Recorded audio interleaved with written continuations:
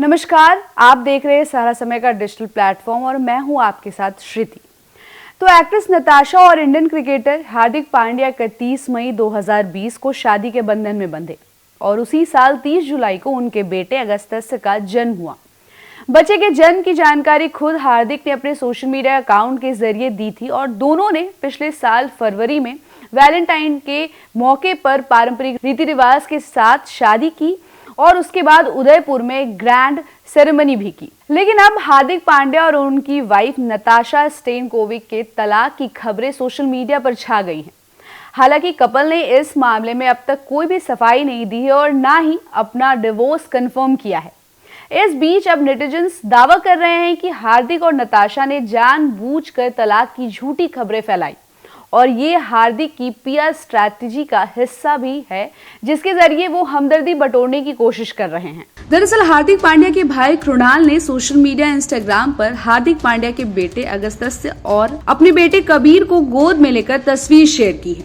कृणाल के इस पोस्ट पर नताशा स्टानकोविक ने भी कमेंट किया है।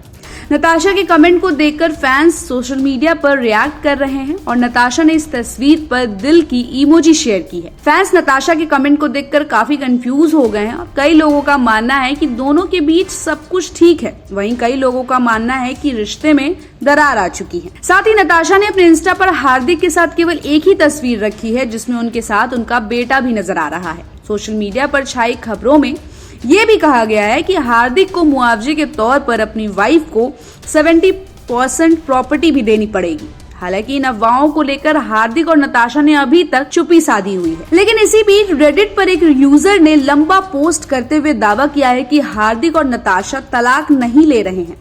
पोस्ट में लिखा है, मैंने करीबी सूत्रों से सुना है कि हार्दिक और नताशा ओपन अरेंज मैरिज में हैं। वो दोनों एक कॉमन फ्रेंड के जरिए मिले और इंग्लैंड में भारत के वर्ल्ड कप के ठीक बाद यानी कि साल 2019 में अगस्त और नवंबर के बीच उनका रिलेशन बना।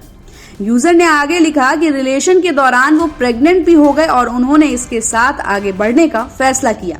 इसलिए नए साल 2020 के दौरान उन्होंने अचानक सगाई की अनाउंसमेंट की और कोविड की वजह से शादी ग्रैंड तरीके से नहीं हो सकी। उनकी शादी की शर्तें हमेशा साफ थी। उनकी शादी पूरी तरह से खुली है और वो दोनों जिसके साथ चाहे रह सकते हैं। यूजर ने आगे दावा करते हुए लिखा कि तलाक की ये अचानक फैली अफवाह भी आपसी सहमति से ही फैलती है। तलाक नहीं हो रहा है, बल्कि पूरे आईपीएल फसाद और फ्लॉप शो के बाद हमदर्दी हासिल करने के लिए हार्दिक की पीआर स्ट्रैटेजी के तहत ये अफवाह फैलाई जा रही है।